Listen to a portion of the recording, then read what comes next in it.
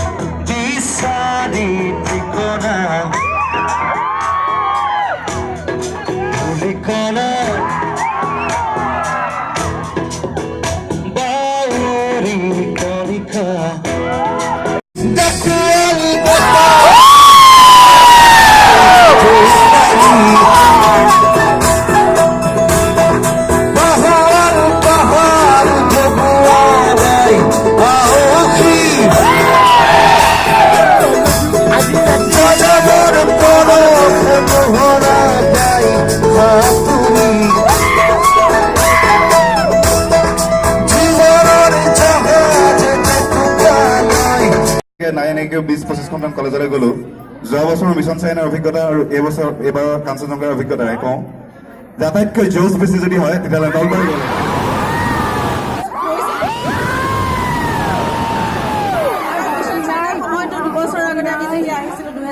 তেতিয়াও আমি দেখিছিলো যে নলবাৰী কলেজৰ সমান জোচ সঁচাকৈয়ে নাই।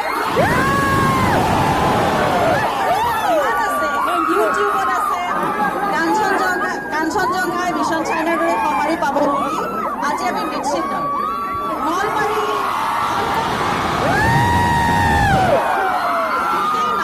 আমি উজনিৰ পৰা আহি আছো কৈছে সবিৰে। নামনি অসমৰ আজি প্ৰথম আমি আৰম্ভ কৰিছো, আৰু নামনি অসমত নলবাৰীয়ে আমাক হায়েষ্ট কালেকশ্যন দিব, হায়েষ্ট বক্স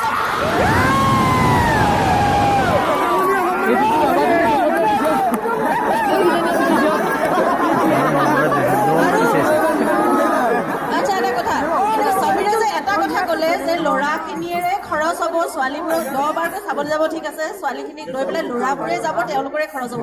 এই কথাটো কিন্তু মই হজম কৰিব পৰা নাই। নলবাৰী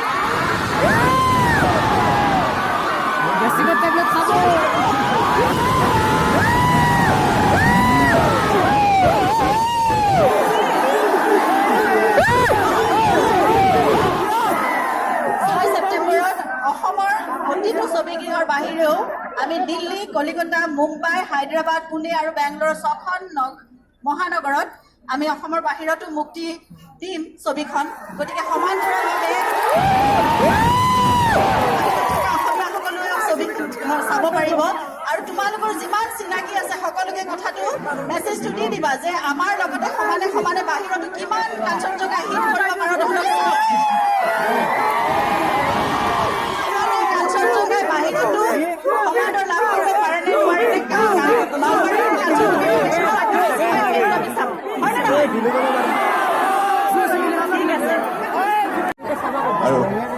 আৰু সকলোৱে কাঞ্চনজংঘা কেলে হ'ব লাগিব কাৰণ জুবিন দাই এখন চিনেমাত যিটো কেৰেক্টাৰ অভিনয় কৰিছে যাৰ নাম অনিৰ্বাণ ভট্টাচাৰ্য তেওঁ এজন কলেজীয়া ছাত্ৰ আৰু খুব পঢ়া শুনাত চোকা ছাত্ৰ কিন্তু এনেকুৱা নহয় যে অকল পঢ়িব লাগে পঢ়িছে চবৰে ভাবোঁ যে তোমালোক সকলোৱে সেই উদ্যমটো লৈ কাঞ্চনজংঘা চিনেমাখন চাবা আৰু মোৰ বিশ্বাস তোমালোকে চাগে 10 বাৰটো চাবানে চাবা নোচোৱা চাবা